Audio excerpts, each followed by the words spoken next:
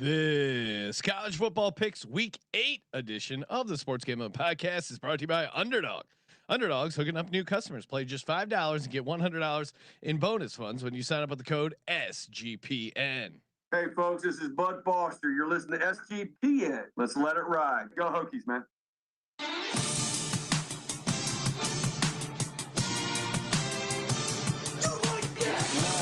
Cox. He's one of those guys who will get penetration.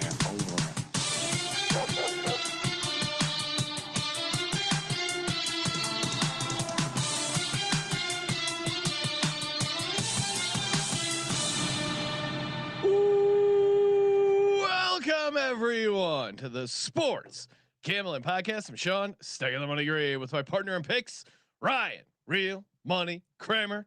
What's happening, Kram? Dog.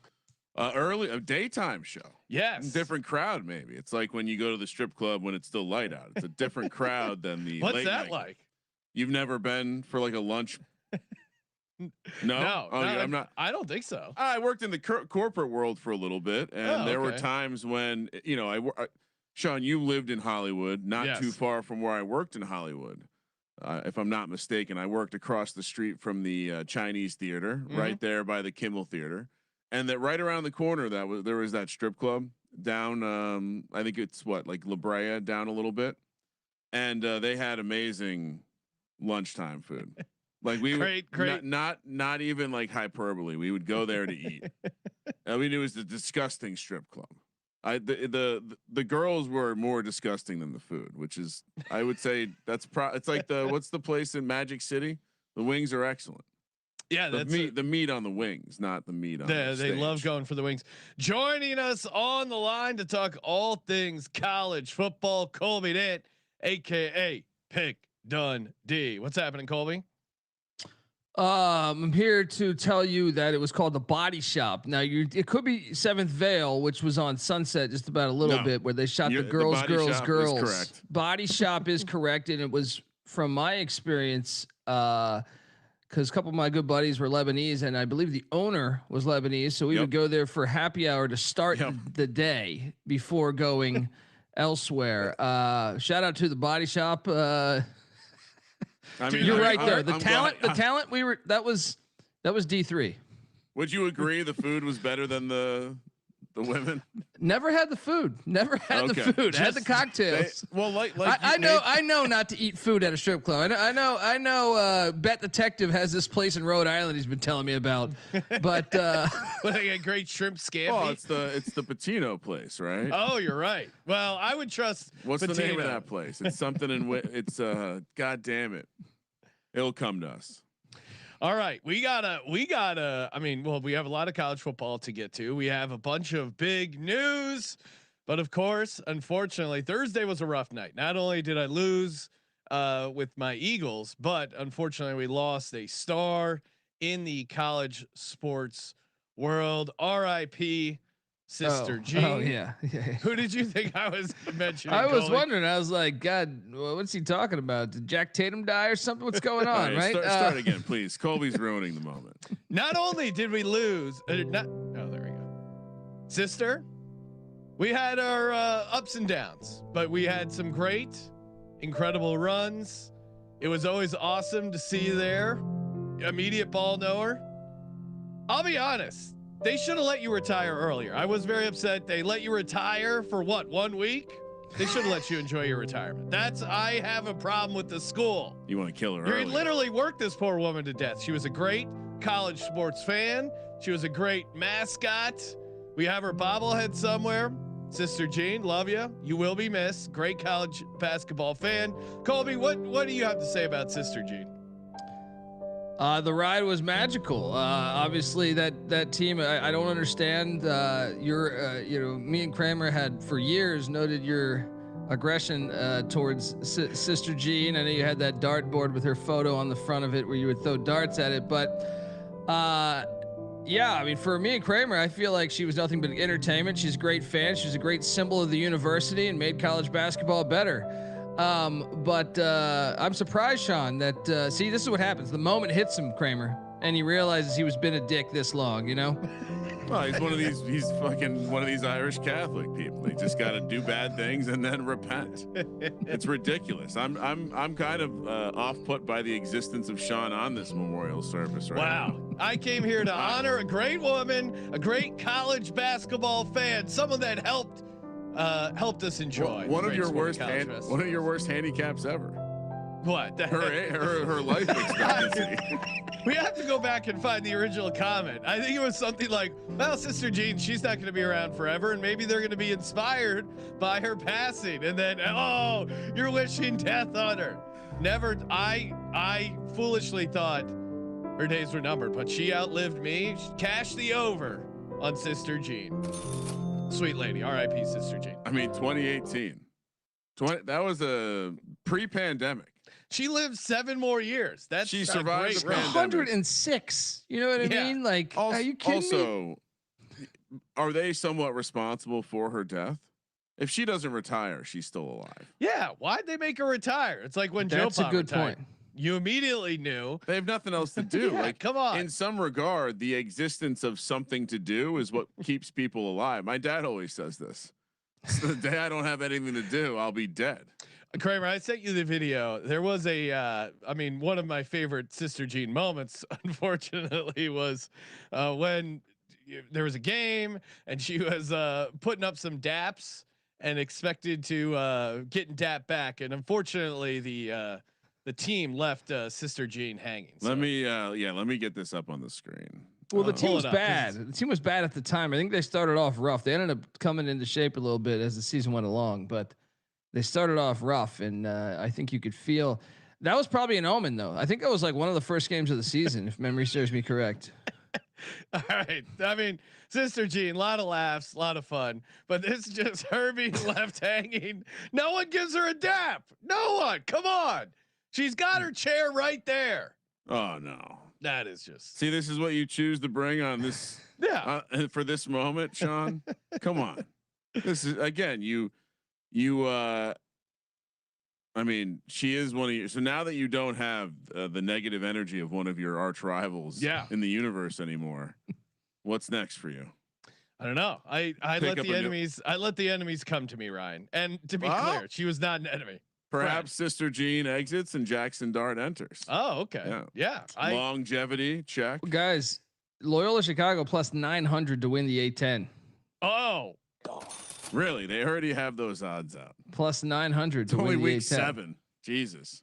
Check out the so you think Loyola could win the A10? Well, I know a tragic magic situation when I hear one, and come on, Sean. You know, we have to have a piece of this. Plus 900. Look, and the favorite to win the conference is VCU plus 310. They're replacing a head coach. I mean, come on. Sean, what else? All right, let's do you get need? A paper ticket on this. Yeah. In Vegas. All right, that's a good idea. We'll get one in her honor. Switching gears, we got to talk about James Franklin, head coach, Penn State, getting fired. I guess to me, it's not crazy. It's a little crazy to me that he got fired in season.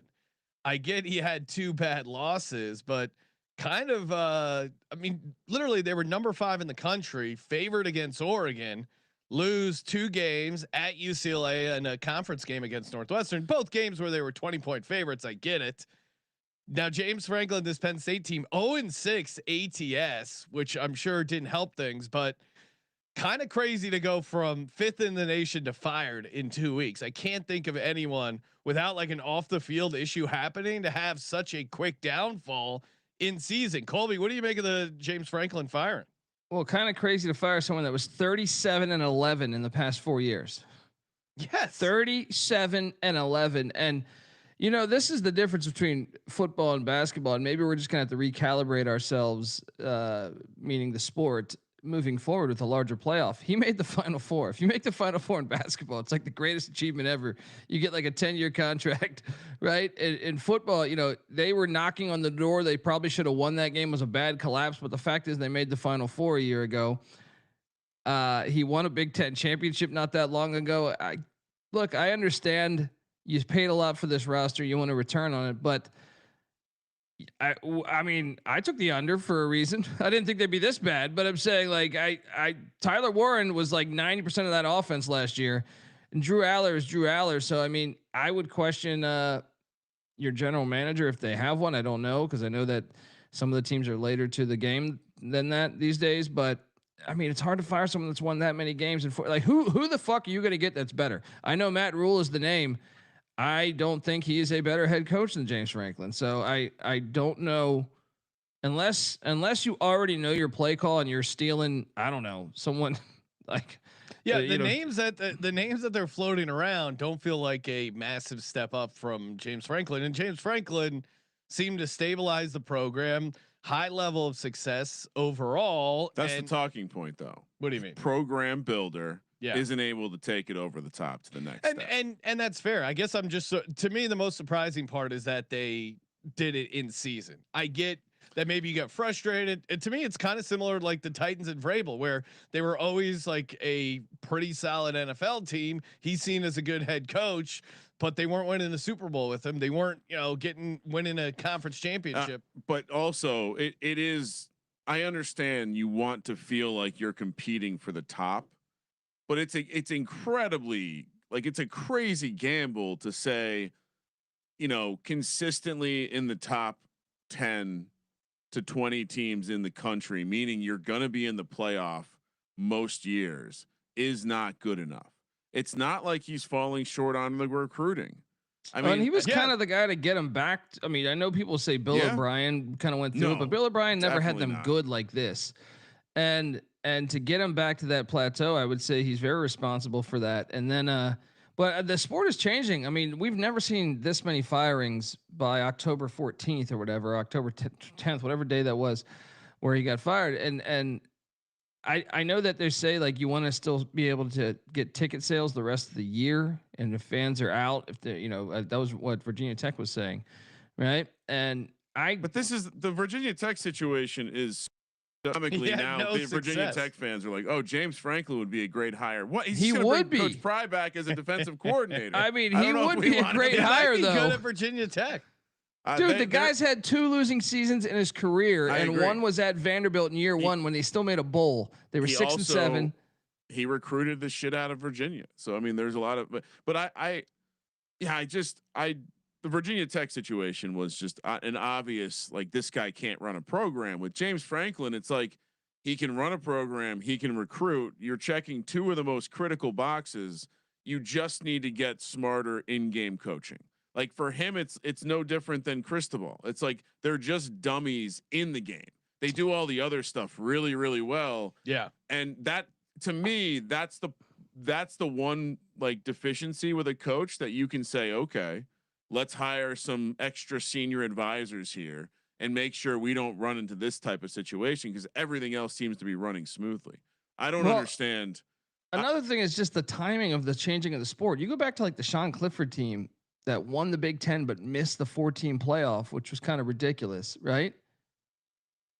Nowadays, that's an auto bid. They would have. That team could have won the national championship. That was the other. Yeah, that was the other thing. Like this new playoff format, you could argue benefited James Franklin the most out of any of these coaches, because he always struggled with the other top teams in the Big Ten, Ohio State, Michigan. But there was a lot of losing to UCLA and Northwestern, they probably weren't obviously going to get into the playoff.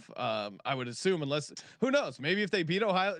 I mean, Colby, were they officially out of the college football playoff? They would have had to have won out. But I'm just saying, even with that, they would need help. Yeah. Yeah. Most years, though, that Penn State is probably a good bet to get in the college football playoff, and he showed that he could win some college football playoff games. I'll be very. So he might like the. We all think that this influx of money is just going to cause concentration towards the top. But if these same people are treating this like a corporation and they're going to slowly run it into the ground because they constantly want to turn shit over. I mean, forget about wasting all this money firing a coach that you could be spending on a fucking roster.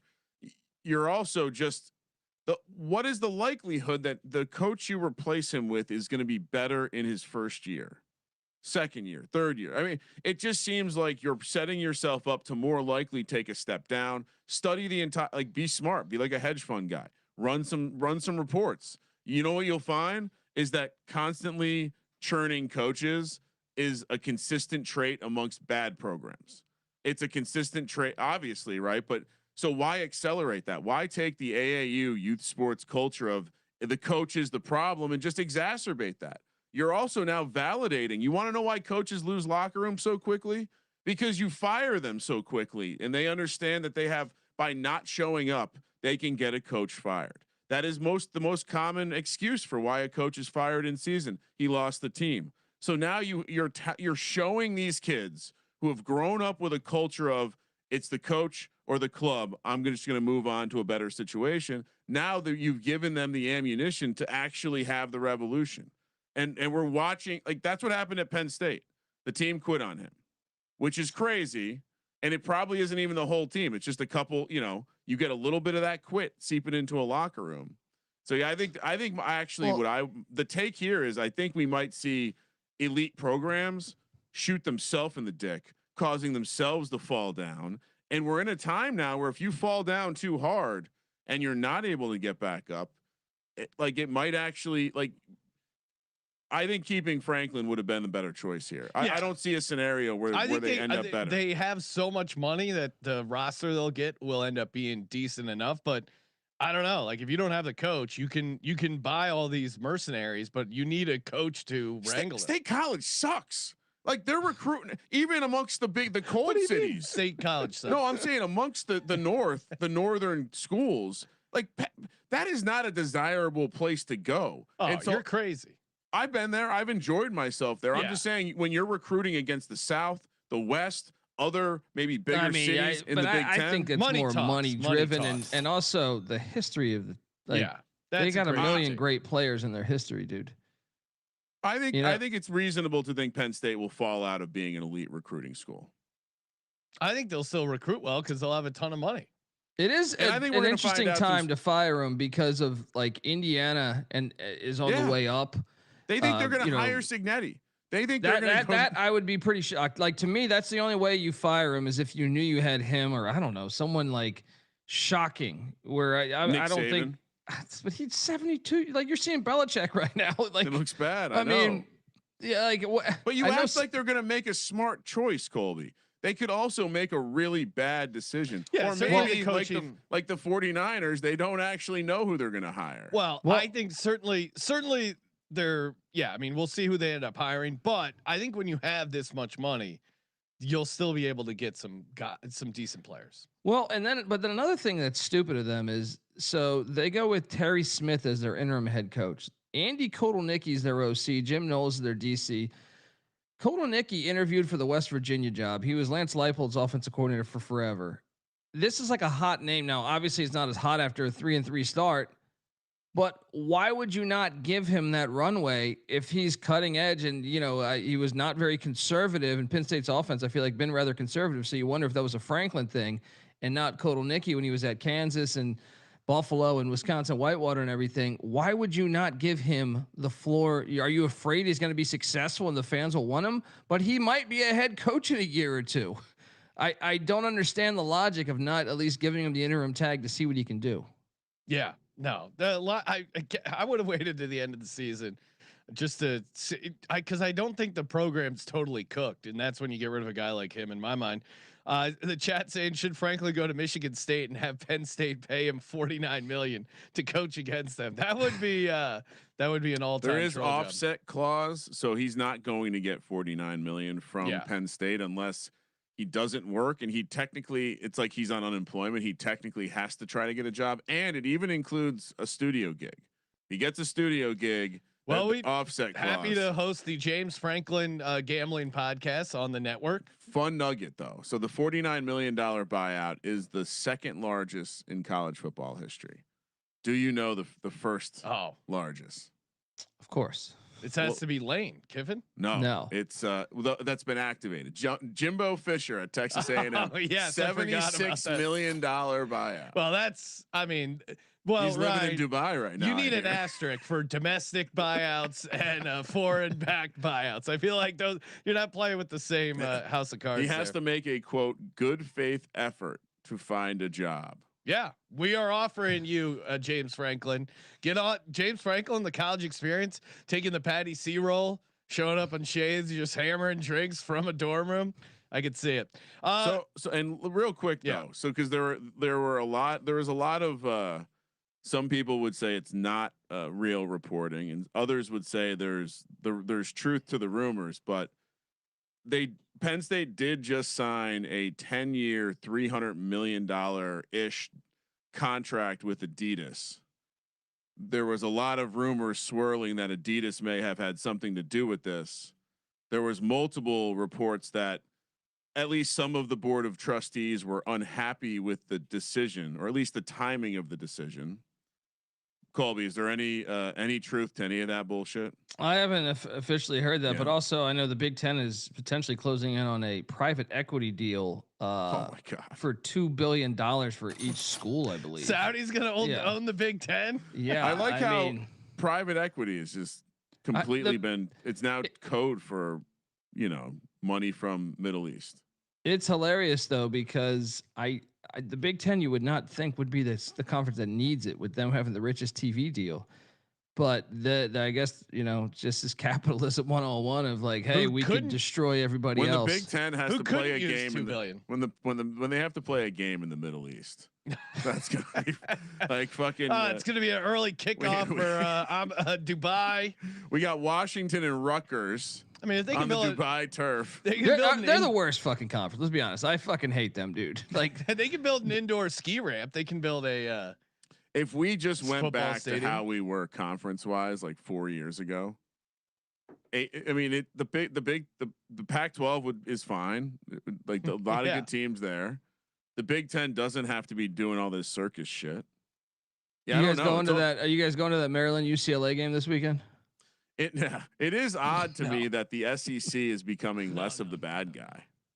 Well, all their states touch each other. It makes, dude, the SEC's blueprint in a way, it kind of made sense. Like Texas and Oklahoma, as much as they were Big 12 teams and formerly Big 8 and Southwest teams, they had already gone out and got some Southwest teams. So like it would have already, and then the Big 12 teams. So they had this history for, Texas and Texas A&M have been playing forever, prior to the breakup of the Big 12. So it was logical. It was logical. As much as I don't like it, I wish they were in the Big 12. I still think it was logical. The shoe fits a little bit better. The Big 10 one is basically wanting to be the NFL. Yeah, no, I agree with that. It's the Big 10 when they added the West Coast teams. It just got a little bonkers. Looking at our college football contest record, we went 3-3-1. Although there were Colby, how did Auburn? So we had Auburn. The losing picks were Auburn plus 3.5, Oklahoma plus 1, Oregon minus 7.5. Oregon, I'll take credit for. That was just Indiana. I mean, hats off to him. Signetti is much. Indiana's the real deal. You go in and you win in Autzen. Hats off to you. That was a great win. Mendoza's looked awesome. Auburn plus 3.5. My God, I've watched that play a million times. That goal line play where they called it a fumble, but am I crazy? The ball was clearly over the goal line. What am I missing? That was the worst ref game I can recall in my life in college football. It was horrible. Because not only was that, if it was a fumble, Georgia takes it back to the house, so they missed that too on that play. Yeah. Right. So they missed it twice on the same play. On replay, everybody knows it was a touchdown. Even their fucking rules analyst and both announcers. I mean, I feel like everyone knew it was a touchdown, but then the drive after that's where it reeked of corruption to me. It was like you had that play, which I don't know how you don't overturn that. Then you have on that drive, you have a taunting that I thought was kind of horseshit, right? You have a roughing. What did they get on that drive? It was like a taunting, a roughing the passer, and targeting. It was like you just moved them up the field on 3 15-yard penalties. That's crazy. And then the timeout thing in the second half, that was a really bad refereed game. And they interviewed Trip Freeze. Yeah. Kirby Smart claimed he was clapping when clearly he was calling timeout, and they're like, "That's crazy." I mean, that you have to hold people accountable in some regard. That was a clown show. Yeah, no, those refs should be suspended, in my opinion. They should be like the SEC, and Auburn's got the short end of the stick a lot this year. But that game specifically just had an odor to it. You're just like, man, all these calls they just seem borderline, and they're all going in Georgia's favor. You know, we see bad targetings and bad roughing the passers, you know, consistently in football these days. But I just feel like the timing of all these things combined with the touchdown, it just reeked. It reeked. I think there should be action because I don't know how everyone I know that watched the game, I couldn't even imagine being at the game. I'm surprised they didn't riot, to tell you the truth. But watching the game, it was just a bad viewing experience. It's like, what are we doing? Like, this is like, you're just going to supposed to be a great them? matchup, and the refs really put their thumb on the scale unnecessarily. And then Oklahoma, Texas, why did they play Mateer? I still don't get that. That's very dumb. Like that one, because if you play the backup and lose, the committee will consider that. The fact they played him, that one, I think it's going to cost them the playoffs because I think they're going to go. The schedule's too tough on the back end. They're going to have 3 losses probably. And you're going to look back and say, if you had started Hawkins, they might be more lenient on a 3-loss Oklahoma team being in the playoffs because 100%. Their starter was out. I thought it was bullshit when they were saying like, oh, he's going to play. Like you can't. He had hand surgery on his throwing hand. Yeah, why? I didn't actually think he was going to play. I thought, hey, play Hawkins, make Texas fuck up, which I like Oklahoma. If they don't get those interceptions and they play a little bit more, Mateer, I get it. He's from Texas. It's huge. He wants to play in that game. Blah blah blah. I get it. I'm sure he's pushing to play, but as a coach, you got to have some common sense and be like, dude, you cannot play. Yeah, you lost us the game. Thanks. Yeah, thanks a lot, dickhead. And you lost us in the one last just now. This wasn't a lock or anything, but man, that Arizona BYU, that was an all-time. How did Arizona not win that game? And then it goes to overtime. BYU is the luckiest team in the country so far, man. Did you see that? It was they had a 4th down where the fumble. It was almost like the famous Oakland Raiders play. Holy rollers. Yeah, they fumble the ball and it moves forward, but it wasn't like purposely kicked or anything. It just like everyone's going after it and it moves forward and they recover it for a 1st down. It's like, what? Come on. I mean, that was a tough beat, bad, but Arizona, you can't give up that many points in the 4th at home. That was bad on them. Yeah, I don't see how, like if college and pro both change their rules so that 100% of the time, an offensive play, like an offense cannot advance the ball with a fumble. You recover it, it goes back to where it was fumbled. Well, the problem with that is like if you pitch the ball, where's the threshold? Where's the threshold on that? What do you mean?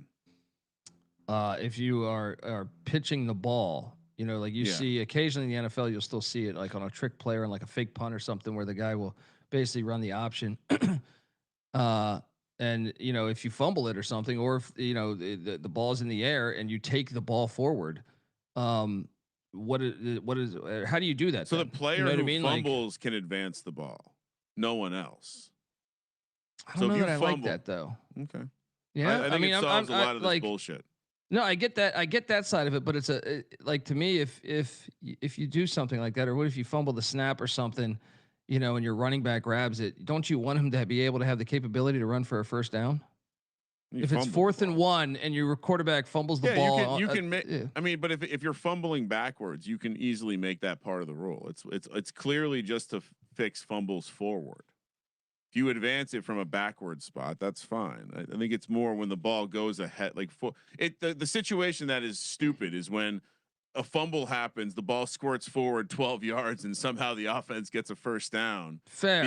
You know what I mean? Like that's crazy. Yeah. That shouldn't happen. Yeah. All right, let's get to these games. Oh, Sean wants to talk. Brought to you by mybookie.ag, promo code SGPN. Head over to MyBookie where you can bet on anything, anywhere, anytime. Easy deposit, lightning fast payouts using that sweet cryptocurrency. Look at that sweet Pavia graphic. Vandy, a home favorite against LSU. Cannot wait to break that game down. Use the promo code SGPNs where you can score 100% bet back bonus up to $500. We're also brought to you by No Vig. Who likes Vig? I don't. You can get great prices over on No Vig. College football, pro football. They even got props, first TDs, anytime touchdowns. I was on the Chiefs Sunday night -2.5 +104. Novig available in 35+ states. Download the Novig app. Use the promo code SGPN. California Texas, Florida, Alaska, all states that can get in on the Novig action. Use the promo code SGPN when you download the Novig app, where you spend $5 and get $50. Promo code SGPN. All right, let's get into the old. Let's see what the slide master cooked up this week. Oh, very nice. And we seem to have a man on the slide now. Are these is the man on the slide something? If you're not watching, youtube.com/sportsgamblingpodcast, but the man on the slide, Colby. And by the way, Sean, you had that was a plus 400 banger. You just calling out a state that wasn't on the no vig list. The odds of that very long shot. But Colby, what does it mean when you put a man on the slide? They are playing for this that's Howard Schnellenberger right there. Okay, so they're playing for a man. Well, he coached at both schools, so they're playing for a trophy. This is the Schnellenberger Bowl. You know what I mean? This is a new thing. It just looks like a guy smoking a pipe. He looks like a character out of Anchorman. That's when personality actually mattered with coaching. You know, you could sit there and have a fucking pipe on the sidelines. He would light a pipe on the sidelines. Gosh, I think I'm gonna get into smoking a pipe. Seems pretty fun. Yeah. Yeah. Crack Couldn't pipe? you just see me posting up at the circuit with a little just a nice little tobacco pipe? Yeah. Yes. Yeah, it'd be fun. I was just pipe thinking about you. Got a nice little like. I was more just thinking about the process of you throwing in your Sunday lippers and thinking applying that to a pipe, and I'm imagining there's some of the same potential downfalls, spills. Well, you don't have a dip cup with a pipe. I'm gonna head over to Amazon, look up some pipe stuff. You guys talk about this game. All right, let's get started with a Friday night game. So no Thursday night games here.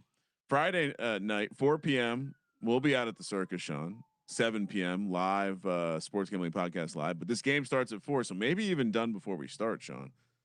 Louisville heads down to South Beach to take on Miami, who looks like, as much as I hate to say it, one of the better teams in the country. Minus 13.5 here for the Canes against Louisville. Plus 425 for Louisville. 52.5 is the total. I mean, Colby, are you going to get cute and give us a bunch of reasons why we should take the points here? All day. I mean, is there a better example of a coaching advantage? Yes, but I mean this Miami team is just dominant.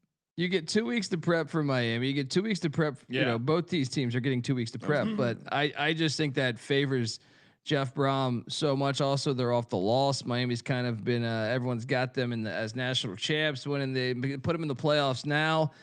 Brom won the last time they played there too. I mean, Jeff Brom's been very good against top 10 teams. He has a 4-7 all-time record, and that was mostly at Purdue, which I know you'd say 4-7. That's not great. No, that's actually really good for Purdue standards. So yeah, I'll take the points all day here. We're gonna see, because that's something. If you look back, they got CJ Carr in his first ever start. CJ Carr's playing phenomenal now, but you know that was his first start of his life in college football.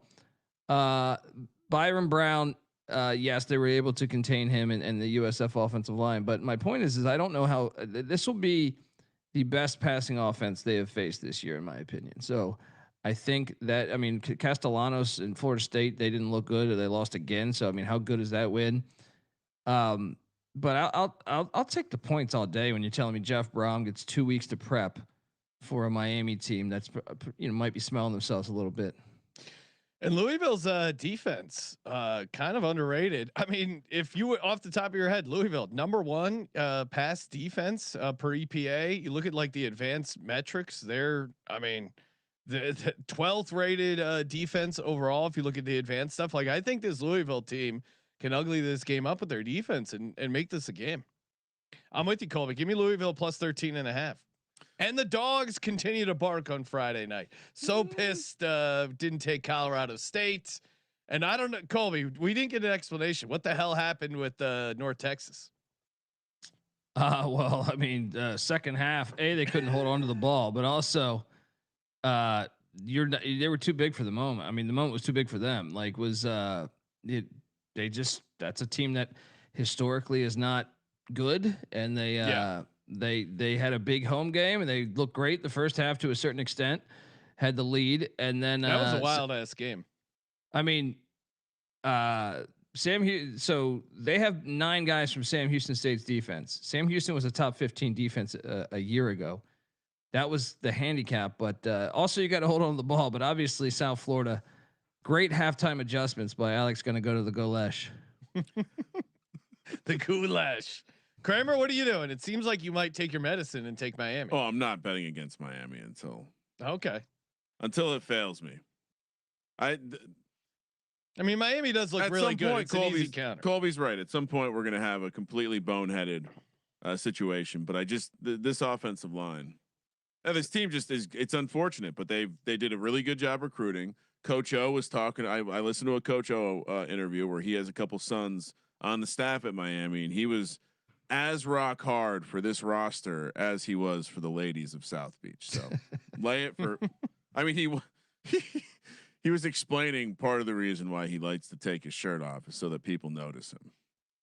I mean, what's wrong with that? Why is he not back in college football? Come on, get Coach O. Motherfucker, I eat everything. I eat the pussy. I eat the butt. I eat every motherfucking thing. Yeah, right. All right, so I'm gonna zag on your guys, Louisville, even though you pronounce it wrong. 5 p.m. on Friday night, heading to Minneapolis, where Nebraska takes on Minnesota. Minnesota, an 8.5 point home dog, plus 260 on the money line. Nebraska minus 320. 46.5 is the total. Nick Saban going out of his way to point out on national television that the SEC is deeper than the Big Ten. Colby, do you agree? Is Minnesota one of these teams ruining it for the Big Ten? I mean, they're 4-2, but I mean, I do agree that I think the SEC is deeper. But ever since Saban said that, UCLA and Northwestern have jumped up.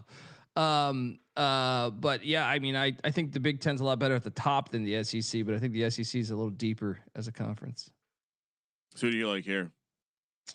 Well, the main thing is the distractions thing here, man. And I purposely didn't put Chapel Bill on the Friday night late card. I didn't want it to be quick, we glossed over it, but the chat was concerned as we skipped over the ECU Thursday night game against Tulsa. Oh, I just okay. Did you guys solid? Yeah. Thank you. Yeah. Thank you. Yeah. All right. So Nebraska, and we haven't even talked about the AP poll. How is Washington not ranked? Nebraska at Minnesota. Colby, what are we doing? Well, I mean, Nebraska's laying 8.5, I believe it is. Yep. Yeah, I think you have to take Minnesota here. I think Nebraska, if you watch that Maryland game, if it wasn't for Nebraska having 2 kick returns that were like 90 yards or 85 yards, whatever it was, they probably would have lost that game. They were down the whole game. And the fact that their special teams kind of bailed them out twice. And that's Maryland. We knew Maryland would collapse and lose that game because it's Loxley. But PJ Fleck and Minnesota, although they have the ultimate lawn chair quarterback, I do believe, baby. And another thing is, I don't know about like Nebraska's schedule is so soft this year. I still don't know about how good of a team they are. And I think when I look at them, I think they 91st in rush defense. Darius Taylor, the running back from Minnesota. You might be hearing me mention him at the next ad read, but he's very good. And to me, that's the advantage Minnesota has. I mean, Minnesota's not a great team, but I just think their defense is stubborn enough where they could hold Nebraska, and their run game. Nebraska seems to have a clear weakness to me with their run defense. So I'll take the points in Minnesota. I think it's worth a money line play too. Yeah, I think they're gonna be live here. And to your point, Colby, yeah, some of the rush stuff, I think they can move the ball. And this is just, I don't believe Dylan Raiola as a big conference favorite on the road. Like laying 8.5 with Raiola, a guy who threw for 3 interceptions. He also took a number of shots. I saw that they were calling for the suspension of the guy who hit him late. Did you see that play, Colby? I did. Look clean to me.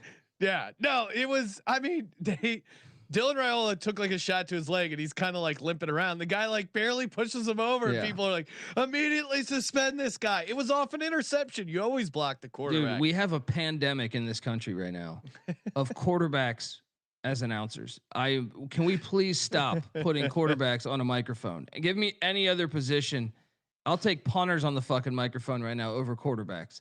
It's just a pandemic of this thing. You saw who was on the call in the Alabama Missouri game, but it was just like who's the maybe it was Hjord. I forget. It was a quarterback, but I mean they just skip over these things. Oh, that's clear. That's clear roughing. And it's like, what are you talking about? We got to fix that. And Friday night home dogs. There's a formula, Kramer. It's also going to be wet. Looks like there's going to be rain in this one. That favors Minnesota. Yeah, worth noting that Minnesota does have an equally bad. I mean, per the same numbers that would tell you that Nebraska's rush defense is bad. EPA, Minnesota not been very good either, but generally bad rush defense will let anyone run on them. I think this is purely just the distraction play. I let him listen to the press conference with Matt Rule. Do you want to know what one of the reasons he cited as to why he's definitely not leaving Nebraska to go to Penn State, even though he's from State College and grew up a Penn State fan? And at Temple, that was his athletic director. Yeah, exactly. He said because his family can sit in the stands in the Nebraska games. The fans are so friendly. That's like, are you kidding me, dude? That's the best you could come up with. He's gone. It was Jesse Palmer, by the way. Shout out to Pat in the chat. Jesse Palmer on the call, and good God, I wanted to vomit on that. Well, what was his first move after playing? He went right into that bullshit beauty pageant shit. Yeah, that's what I'm saying. Quarterbacks, there should be a rule. All right, only 2 quarterbacks should be on a microphone per season. All right, only 2 quarterbacks. All right. And even with that, quarterback rule. Who's your top quarterback on the mic right now? Is it Mark Sanchez after the stat? Colby I'm very pro quarterbacks with PCP. Colby, wait till they start blaming CTE for. I'm not up to date Mark Sanchez. I'm not up to date. Mark Sanchez had PCP. I'm just taking a gander out of knowing a few people that I know. Me and Sean know that I've seen do PCP. There's a lot of similarities. There's gonna be the toxicology is gonna be interesting on Mark Sanchez. Oh man! All right, so we're all on Minnesota. Discord, enjoy Raiola. I did see someone say that part of the appeal of Matt Rule is you get Dylan Raiola up there at Penn State for a year, and my first thought was, how is he going to mimic Patrick Mahomes wearing blue and white? It's the wrong colors. He's like, sorry, you're not going to be able to do it. If you're Penn State and you had that locked up ahead of time, I guess you could see why. Like, that's one of the few moves where I could be like, oh, okay, there's probably some monetary value to having a guy like Dylan, but even then it's silly. All right, Baylor, TCU, little Fort Worth, Texas, 9 a.m. on Saturday here on the West Coast. TCU laying the 2.5, -140 on the money line, +120 for Baylor. 65.5 is the total. That is a sick horned frog riding a football. Colby, what about this bear? You're just gonna. It's a solid bear. This is the Blue Bonnet Bowl. Oh, the Blue Bonnet Bowl. Yeah. What do you win if you win the Blue Bonnet Bowl? What is the trophy? I don't remember what the trophy is. I'll look it up while you're telling us. Tray of fresh muffins. I'm sure it's a euphemism. Guys, I'm on TCU, but this has been obviously a pretty wild rivalry of late. I would say since really Gary Patterson put TCU on the map. I feel like these games have been fucking insane. Majority of the times, I feel like if you did like a 15-year dive on this, no lead is ever safe. I feel like teams have had three touchdown leads, and you feel like, oh yeah, they're blowing them out, and they end up losing more often than not. But I'm on TCU here. I don't understand what's going on with TCU. They look like shit the past 2 weeks, but this is a key game. Both teams 4-2, and to me, the winner of this game can realistically make the Big 12 championship. But I think TCU is just the better team, and Baylor's defense is so bad when it comes to pass defense. I think the better quarterback is actually on TCU's side. I know both quarterbacks are studs, but I trust TCU's defense more. Andy Avalos, their DC, the former Boise coach, I think their defense is decent, whereas Baylor's defense I don't think is any good. So I will take TCU at home at Almond G. Carter Stadium there to get it done. Lay it. Yeah, I'm with you. Give me the TCU laying the 2.5. Baylor, bet it on Baylor they truly are the cocaine bears. I feel like they've been all over the map this season. Crazy outcomes, crazy games. I do worry that this could randomly be like a 36-35 TCU win where they somehow win this game and don't cover off like a crazy failed 2-point or something like that. But to me, TCU, they're coming off a loss and they're just a completely different team at home than they are on the road. So yeah, give me TCU all day. It's just two classic Big 12 teams from when we used to enjoy it, when they didn't play any defense and they ran those basic ass. I mean, TCU is still not playing any defense, but you know what? And they would run the veer and shoot, both of them for a little bit. I mean, Kendall Briles, Art Briles' son is TCU's OC. Art Briles obviously was at Baylor, and Sean, I've been asking for a Smear the Veer T-shirt in the store for a while. We've been waiting on that. We've been waiting on Suck That Clock. Can we get those going? Because Suck That Clock is a perfect one for, you know, Tony Bennett. I know he's not at UVA anymore, but like that or the triple option attacks. Suck That Clock college experience T-shirts we need in the store. Colby, can I ask you a question? Did you intend to call this rivalry the Blue Bonnet Bowl or the battle? I don't remember what it was. What's it called? It's important because the Blue Bonnet Bowl was just a game between. It was just a bowl game that played between 59 and 87. No, I think it's called the battle. Then battle is the rivalry between Baylor and TCU. Even Colby with a PC language, Colby and his woke mob doesn't want to call it a battle. Ryan. Well, the bowl was worried it's a violent terminology. The Blue Bonnet Bowl was a game. It was a college football bowl game played in Houston, Texas. We thought Colby was a guy who loved college football. Here's the funny part about the Blue Bonnet Bowl. For a time, it was played in the Astrodome from 68 to 84.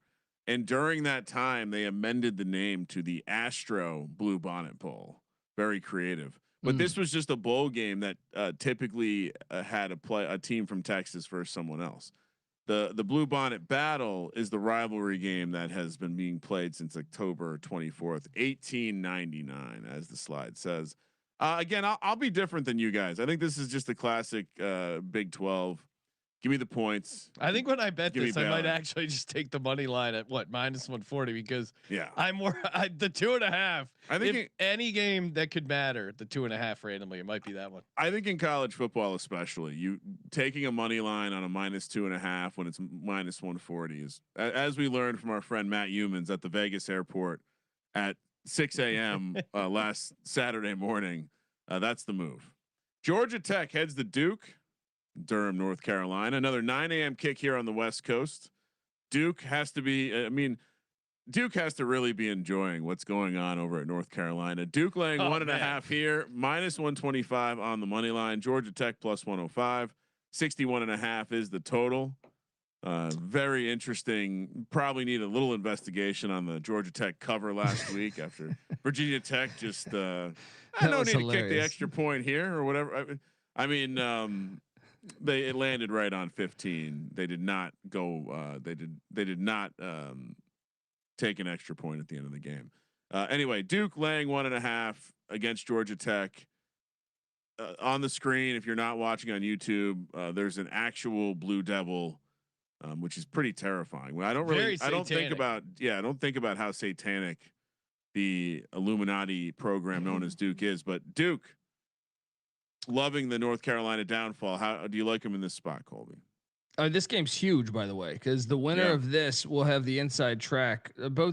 So right now in the ACC, you have Miami, Georgia Tech, Duke, and Virginia, all undefeated, and most of them don't play each other, because this conference is large as fuck now. So this is a gigantic game within the conference. And I might even roll to this. Me and NC Nick might have to hit this game up, but I just trust Georgia Tech in the clutch. I know Duke. And another thing is you got to worry about Manny Diaz. A lot of people have him on the top of the list to be Penn State's head coach as well. But really, Duke's defense has not been what I thought it would be this year. I thought it would be super elite. They have 3 or 4 guys that I think will be NFL players. So I don't know why. I know Terry Moore, their safety's been out, but they still have a lot of guys that I think are very good players. So I'm surprised the defense has been that shitty. And there's something about this Georgia Tech team, and just they know how to win me over by calling quarterback power 47 times a game. So I'm going to take the Jackets in a close one. Duke might be up the whole game, but the gut check, Georgia Tech just seems battle tested. Like in the final minutes, they know what to do. So give me these Yellow Jackets to get it done in Durham. Yeah. I mean, the line might be why you would be a little concerned about taking Georgia Tech. I mean, we like Georgia Tech coming into the season. I haven't seen anything to really throw me off the Georgia Tech scent, and this is a fade of Duke's defense. I think you bring Haynes King and just run it down their throat, and the dog mentality that he has, I think is going to be a tough out for Duke. Now, certainly the line tells us to bet Duke though, right? Right. Because it's like a unranked team as a favorite against a ranked team coming in with points. I'm sure there's some trends that say that's a better spot for Duke. I just can't get there. Give me Georgia Tech. Kramer, how do you see this? I kind of want to just fade all the distraction spots because Manny Diaz is being talked about he'll be getting talked about for every job, I think. Well, wait a second. I mean, he was a DC under Franklin, so he knows the AD. He was also hired as Temple's head coach for a day before he left for Miami, right? Belichick style with the Jets. So he has a long relationship with the AD. Yeah. And I'm sure he wants to go to a spot where he's number one, not basketball. Everyone has that ego thing. So I'll take Georgia Tech as well. Cause I'm just going to fade that real quick. Cause I noticed that Colby had Wallace Wade on the graphic. Of course he only represents stadiums he likes. Colby, do you know, who Wallace Wade is, I assume. Of course they have a statue of him there, dude. So what would you say you know him for? Well, I mean, I would say that being a coach and being a football coach, you'd say, and the stadium, I would say. Yep. He not only coached college football, he coached 2 other college sports at the same time. Really? A lot of coaches, if you go back through history, dude, like, did you know that Parcells was a basketball coach at Army too? Yeah. Coaching is coaching. He was a college basketball and a college baseball coach. When he was a football assistant at Vanderbilt, he coached the baseball and basketball team at the school at the same time. Dude, for entertainment's sake, wouldn't that be great? Wouldn't like if you got Dabo Sweeney coaching the basketball team too? That'd be fucking hilarious. Come on, we got to get back to those days. But on some level, a great head coach should be able to install assistants to help with a lot of schematical tactical stuff. True great head coaches are just executives, right? Yeah. Like, they're not. They could figure it out. I'm pretty sure you take a great coach and you put him in a different sport. Though that's why they go watch each other practice. Mike Tomlin would be an excellent college basketball coach. Oh yeah, because he would get a guy who knows college basketball defense, a guy who knows offense.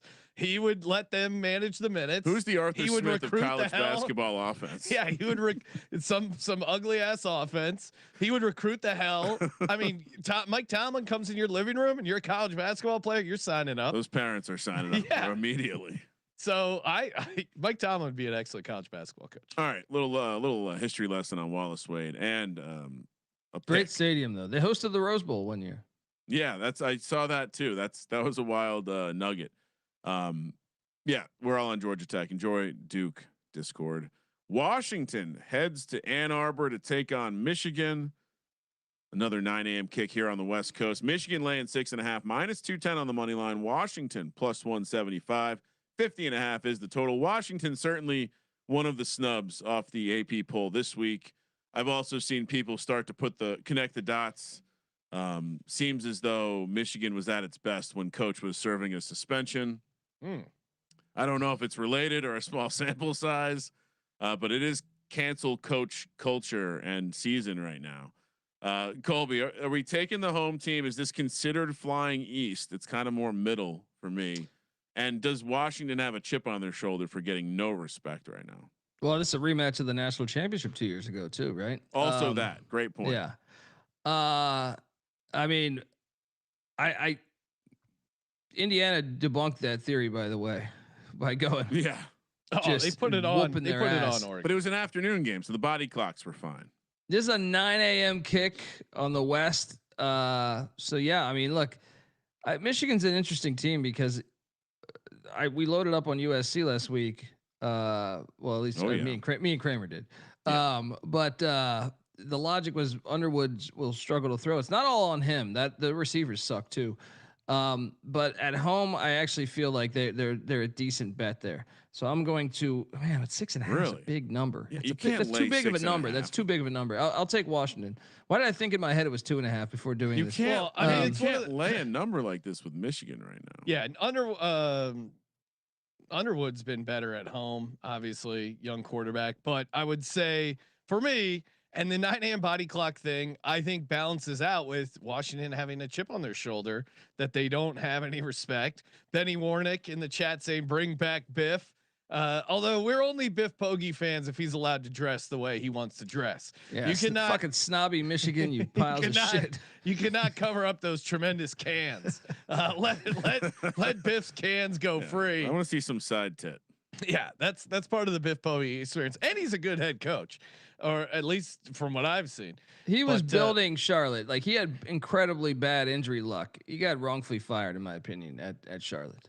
And Washington, they had a road win in Maryland, so I think they can hang ish on the East Coast. I don't know if they're live, but I think 6.5 is too much for Michigan. I mean, I know I guess you could question the opponents, but they've figured out the offense in every game other than the Ohio State game. Yeah, Ohio State kicked their ass. Other than that, they've been in games, and they even survived the look ahead spot last week against Rutgers, where they tried to start slow, fumble the bag, and they just turned it up. I had that Rutgers ticket and looked so good for so long, and then they just eventually gave it up. But I will say, the next 2 weeks, the little physical brand of football being played, so we'll see if Washington can hang in the Big Ten.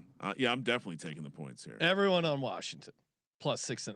9 a.m. Another 9 a.m. kick here. We're going back to Nashville, where Vanderbilt is laying points at home against LSU. Is Brian Kelly on the distraction list, as he is also being listed as a coach that could make the jump to Penn State? I love how people just can derail college football season just by writing an article saying this would be a great hire. LSU plus. It's almost like NBA's and trades. Yeah, no, it is. It's the NBAification of college sports, especially the coaching hunt. Vanderbilt laying 2.5, minus 130 on the money line. LSU plus 110. 48.5 is the total. Colby. Well, I mean, LSU fans are furious that they're just dogs in Vegas, so they're ready to run Brian Kelly out of town just for being dogs to Vanderbilt. All right, that is already embarrassing. Dude, and I was much more bullish on LSU in the preseason. I know they're 5-1, but they have looked like shit lately. Like, even in the South Carolina game, I didn't come away thinking this was their offense is terrible. The defense is decent, but the offense I think is terrible. Vanderbilt's had 2 weeks to focus on them too.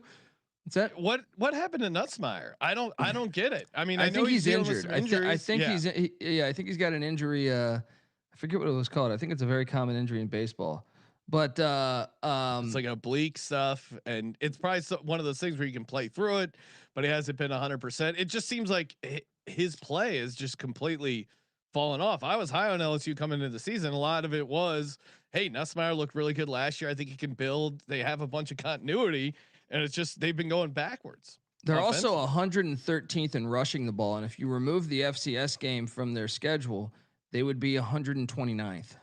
So that's the real concern, is they're a one-dimensional team, and their quarterback is dinged up. So yeah, I'm all over Vandy. They had 2 weeks to prep for this. Vanderbilt looked like the better team all year. There's a reason why they're favored. They are better. So give me them doors. Then Brian Kelly, have fun with getting pissed on. And I tried to find a good pissing sound effect, but they were just all over the map. They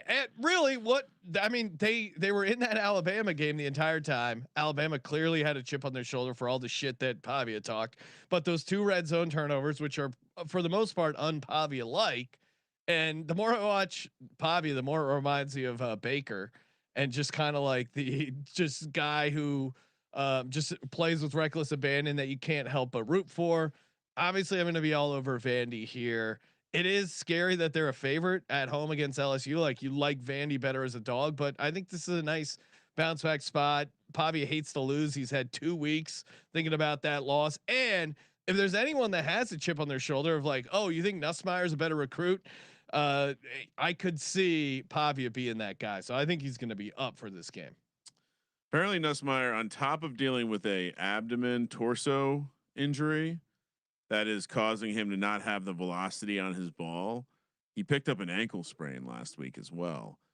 And also, Sean, it's the spread is telling us, right, when the lower seeded team or lower ranked team is favored. That's always they know it's a they know situation. Also, looking at the circa dollar splits, as we know, only sharp people are betting at the circa this time. 60%, 59% of the tickets, but 80% of the handle on Vanderbilt. So I would fully expect, and I'm assuming that has caused. I didn't actually check this, but I'll look real quick. Yeah, so would expect this number to continue to climb, probably 3 by the time we get to Vegas, unless something changes. Unless those LSU boys pony up some of their dollars. I remember at that UCLA LSU game where Colby tried to fight a guy who was pissing on your car. Yeah. I think that same guy was flashing his bet slips to us, and he had a lot of money. That's a Tuesday in Baton Rouge. He's like, "What? I'm just pissing on your car." Yeah. What's wrong? Like, no. I'm just pissing on your car. I was laughing too hard, and Colby just goes up and is like, "Not going to do that on this truck" or something like that. It's great. Colby just is always in a like let's scrap. Oh, Colby wants to scrap at all times. Colby's ready to throw down. Hey, why don't you throw down over on Underdog Fantasy? Promo code SGPN. Let's put together a little underdog entry. Play $5, get $100 of bonus funds. Promo code SGPN. Colby, we need to get back in the winning side here. What do we like for college football? No ECU plays. I want to play that Minnesota running back. Yes, I mentioned it earlier. Darius Taylor, he'll be in the NFL, guys. Nice. So he's good. He's very good. So 64 yards. Yeah, against a bad rush defense too. The only thing that Nebraska might do is load the box because that lawn chair. I'm drawing a blank on his name, right? The quarterback from Minnesota. They'll take you to Miller Moss. Miami's pass defense, I think 36, but I think that's a little bit deceiving. They played Bethune-Cookman. They played Thomas Castellanos, who's not known for his throwing skills. They also got CJ Carr in his first ever start. Miller Moss higher than 1.5 passing touchdowns. Ooh, they're also going to need to score some points because Miami's going to score. All right, so Darius Taylor higher 64.5 rushing yards. Miller Moss higher a 1.5 pass TDs. That is a wager, put in $100 entry and return $405. Underdog Fantasy, promo code SGPN. And we're also brought to you by Rhythm. Rhythm is gonna bet you with props. Oh man, Rhythm really helped us out, Ryan, last night in Monday Night Football. They've been killing it in college football as well. Download the Rhythm app today. It's really fun. You can build your own models, or if you build the models, you're just basically adjusting some sliders, and Rhythm is doing all the analytics, all the data, and it's great. You just get to input it, and then you get to see the results. You can back test it. It's really fun. Shout out to Rhythm. Let's see here. We'll talk about Penn State, Iowa. Rhythm loves the over 39.5. Get in. They're great at FCS totals, great at sides, picks, props. They got it all. Use the promo code SGPN25. And Rhythm's on Penn State, Iowa over 39.5. Download the Rhythm app and use the promo code SGPN25 to get 25% off. All right. And again, reminder, if you're not watching on YouTube, we did banish Arch Manning off the graphic. Yes. Very embarrassing decision by Colby to suggest him in the first place. 9:45 a.m. on the West Coast. We're heading to Oklahoma, South Carolina, in Columbia, where there is a lot of swirling rumors. There were private jets going from Columbia to Blacksburg.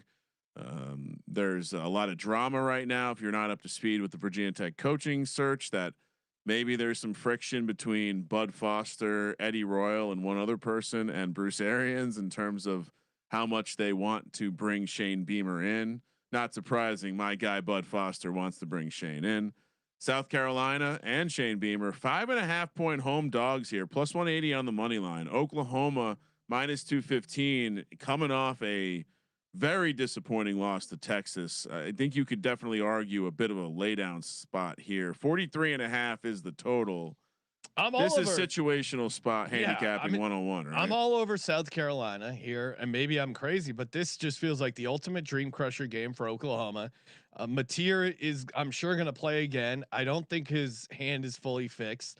Now he doesn't have the adrenaline of that Red River rivalry pumping through his veins, and I don't know if Oklahoma has the defense necessarily to go on the road. And this is an awesome get up spot for South Carolina on the other side. I think South Carolina is live on the money line. Now, South Carolina did get worked by Vandy at home, but Vandy's more of a physical team than this Oklahoma team. So I think this is a good spot for South Carolina and the Cox. Colby, how say you? Yeah, I'm going to join you just because Oklahoma, they've played one road game, but it wasn't really a road game because it was at the Link playing Temple and there was no one there. There was like 12 people there. So fucking who is it? Drexel or someone else filled in for Oklahoma's band against Temple. That was a big It was, I think it was Drexel or LaSalle, one of the two. One of the other schools, Yeah. So that doesn't count. And the reason why I mentioned that is Mateer's banged up, but Mateer against Power 5 competition struggled some last year at Washington State, but mainly on the road. So this is his first like real lit environment in the SEC. Now I do think the South Carolina team has been a little phony, but I just think it's the spot too. Coming off the Red River shootout and then having to go to Williams-Brice, this place will be bonkers. I wish it was a night game though. I'd feel very confident if it was a night game, but still give me those Cox. Odd time. We'll have to isolate that. Give me those Cox. I think, I've been fading the coaches who are being talked about in the Penn State situation. Is there any distraction here as Shane Beamer is obviously entertaining the Virginia Tech job? Who are your sources on this? Is that a step up from South Carolina? No. Okay. Then why would he do it? Because he's going to get fired. Oh, okay. He's just getting his backup plan ready to go. Well, not if he beats Oklahoma. So you're saying this isn't a distraction spot, Colby? I mean, why would you want to go fill the shoes of your dad? I guess because it's time. Because your dad has now. It's been two guys who sucked ass in between your dad and you, and it's although Whit Babcock's still in position, he's not involved in the hiring of the football coach. I don't understand what the fuck they're doing. They must just be getting ready. To Mark Stoops is the guy that's going to Virginia Tech, buddy. You think so? So have fun going 6-6 every year. I don't like that. Don't give him those clauses in his contract where he just gets an extension if he goes to a bowl and goes above 500. Come on.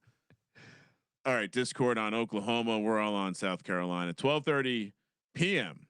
on the West Coast. We're heading to Georgia, the Chiefs of the SEC, getting all that help from the referees. I don't know if you saw this, Sean, but UTEP did a little research study on the Chiefs and refereeing, and they concluded that the refs had bias towards the Kansas City Chiefs over the last 8 years, which seems shocking, pretty obvious to everyone involved. Ole Miss on the road here in Athens, taking on Georgia. Georgia laying 7.5 after that Fugazi win against Auburn. -290 on the money line. Ole Miss +240. 54.5 is the total. Laying up to his old ways, basically highlighting that Kirby Smart is fat on the mic earlier this week. I love Lane. I love Lane Kiffin. I'm an Ole Miss guy now. Penn State's next head coach. Oh. That would be fun. He doesn't strike me as a Northern guy. I think his dad coached at Nebraska for like a fucking long time. So maybe he takes the Nebraska job once Matt Rhule leaves. Maybe. But he seems like he's doing all right for himself at Ole Miss. Although I could see not wanting to be in Mississippi. You could probably upgrade your situation moving out of Mississippi. It is an SEC program. Anyway, Colby, are we taking the points here? No, I'm actually gonna. This is one of the ones I feel best about. I think Georgia. Really? So Ole Miss beat their ass last year in Oxford. Huge upset. I think Kirby Smart's probably had this one circled even in the offseason of how to stop that offense. Trinidad Chambliss looked human last week against Washington State, the D2 transfer quarterback spot, or quarterback that's played pretty well so far. This is his first real road game. I know they're at Kentucky. but I don't know what to put into that. But at Georgia, this is a get right spot. I'm laying it with Georgia. I'm going against Colby. I like Ole Miss in this spot just because that Wazoo was a classic look ahead towards this Georgia game, and I think the you look at the advanced numbers. Ole Miss's defense actually better than Georgia's according to the advanced numbers. I think Ole Miss can keep this a game. I think Lane is a guy. If they are going to lose, he's going to try and backdoor it. He does seem to be aware of the spread, and this Georgia defense is just not that dominant Georgia defense of previous years. I think this is a 1-score game, so I'll take Ole Miss in the 7.5. Yeah, that's the big thing. Is Georgia's not as good as they've been. Yeah, someone who has a future ticket on them. They're going to need some help from the referees, which I guess we saw last week. They got it, but I'm willing to bet against them. Plus, like I said, I'm an Ole Miss guy now, or I'm back to being an Ole Miss guy. First Eli, now Jackson Dart. Good, and they just signed Juice Wells. They're bringing the band back together. Need to get Trey Harris on the squad as well. Good. Worst of luck, Colby. Old Dominion heads to Harrisonburg, Virginia, where lot of fairly good looking people on the campus of James Madison. Sean, that's what it's known for. 12:30 p.m. on the West Coast. JMU. Yep. Are you talking about Patty C? Yeah, some great views in Harrisonburg. Very hunky. Yeah, lower bar. Guys like Patty C roaming around, so you can really upgrade their situation. The Fruity Cats wearing a crown, known as Monarchs, have come to town. Old Dominion catching 1.5 here against JMU. Plus 105 on the money line. 46.5 is the total. This is the. Are you calling this is the Royal Rivalry? Yeah, it hasn't been that long in football, but I think it's a school thing. I think it goes back to other sports where they played for a long time. ODU brought back their football team in 2011 from like the 40s or something. But this is fun. I mean, look, this is both these teams could make the play. I mean, well, ODU was like, I think they had them as the favorite or one of the favorites to make the playoffs last week before they lost. Classic look ahead spot as they went to Marshall and lost. But both these teams are still a path, I think. You know, they need a little help from the AAC. They needed to carnage, everyone to beat up on each other. But I think JMU is in a pretty good spot with their only loss being to Louisville at Louisville.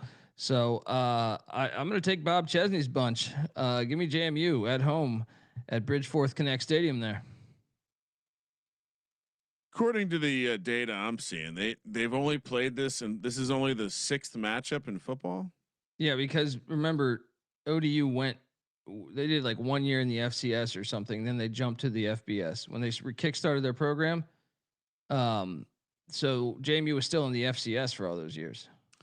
I'm just saying, I get the schools, it's a rivalry, but we're not talking. There's not a lot of history here, Colby. In football, no, but in all the other sports, yes. What do you want to talk men's soccer? This is one of the greatest. Knowing you, yes. Ryan is the soccer guy. It's funny you went there. This is tough because the numbers say ODU is the play as the dog, but rivalry game, and I do think it is. I'm with Colby. It is a rivalry game. 6th ever meeting, big time rivalry. But you're battling for players on the recruiting trail, especially both teams in the Sun Belt. You are battling for the same player. I'll take JMU laying the 1.5. Kramer, what are you doing? You look like a fruity cat. I'll be a fruity cat this week. You guys can be that bulldog's on all fours though. Look ready to take it. He's got an amazing, amazing cape and a great crown. Yeah. The dog likes it doggy style. The cat standing up ready to go. 12:30 p.m. I'll disagree with you. ODU plus 1.5.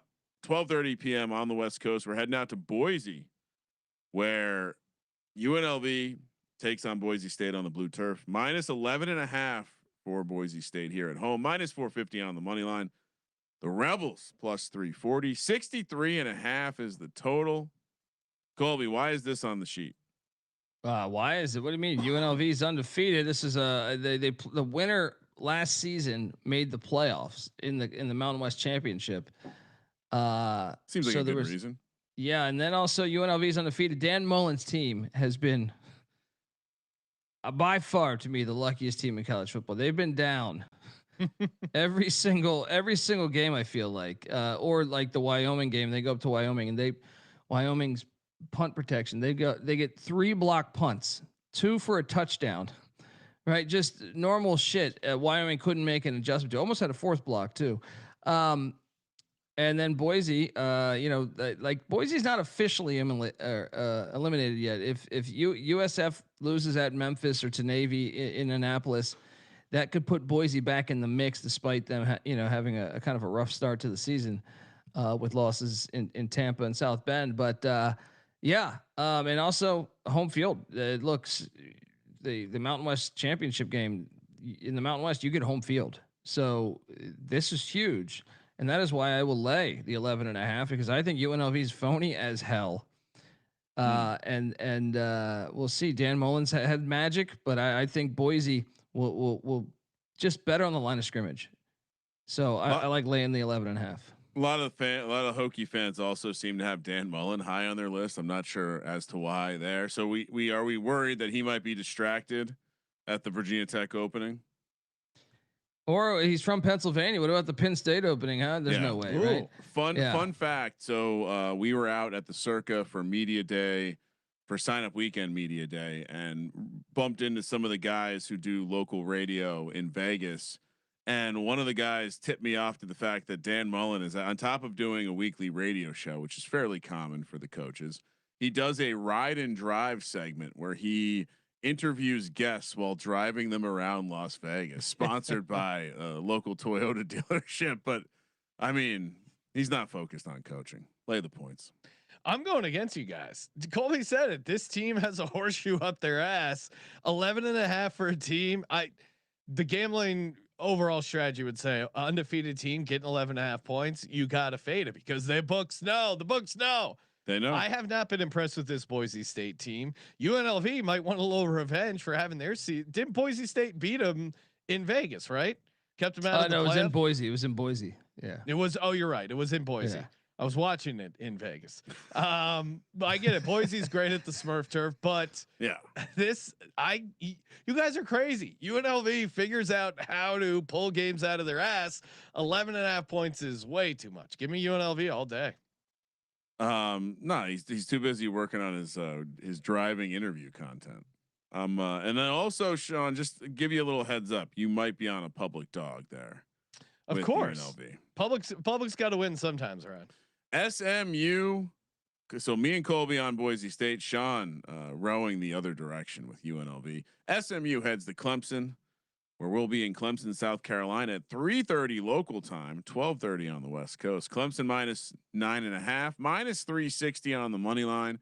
SMU +280, 54.5 is the total. Colby, Dabo's back, right? I mean, this is a rematch of the ACC championship game in Charlotte. That was probably the best championship game a year ago.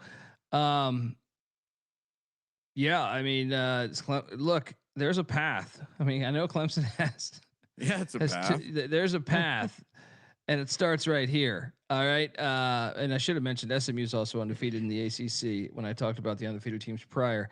But I'm laying with Clemson. They found something that bye week. They found their mojo. All right, so SMU, I still think is a solid team. That still, I wouldn't, even after they lose this, they'll still be alive to get to the ACC championship.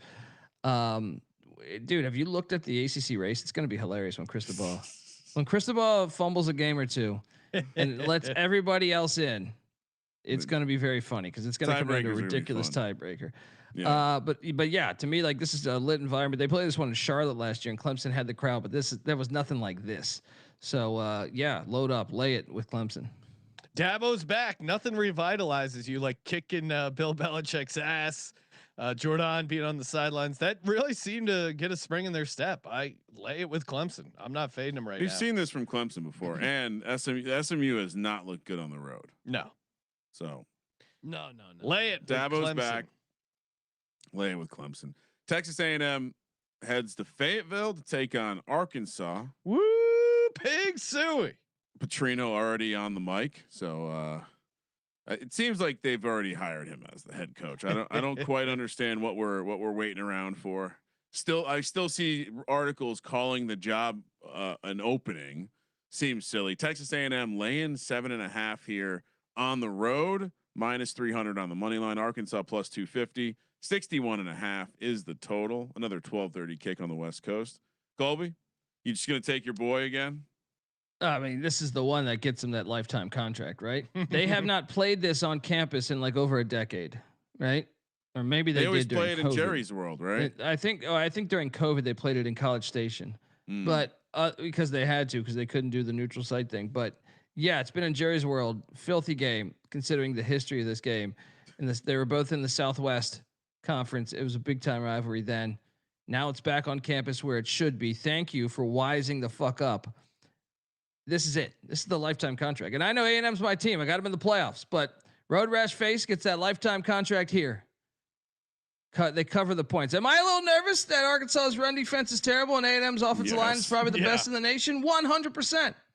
100%. Is this a weird? I wouldn't call it a look ahead spot, but I mean Texas A&M after Arkansas, they go at LSU and then at Missouri. Like this is, they might be looking a little past Arkansas. Is that crazy? Exactly. And when you add in the fact A&M has held SEC offenses to 2 for 36 on 3rd and 4th downs in their game so far. 2 for 36. But go back to their only road game they played, which was in South Bend, Indiana. They gave up 429 yards of offense to Notre Dame. So I think Road Rash Face can run his quarterback. Yeah.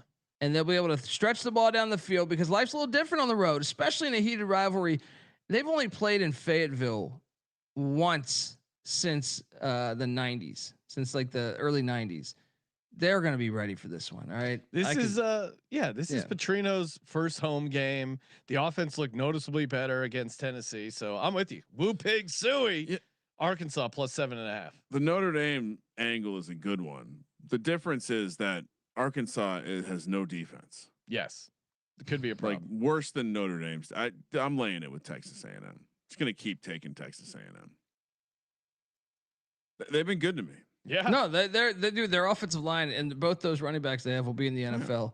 Like they're a really good team. I just feel like one of these road games will be slippery for them, and I think it's you guys are just fanboys. You want to get in that sidecar. Oh, 100%. Just scream "Woo Pig Suey" as he crashes in a ditch.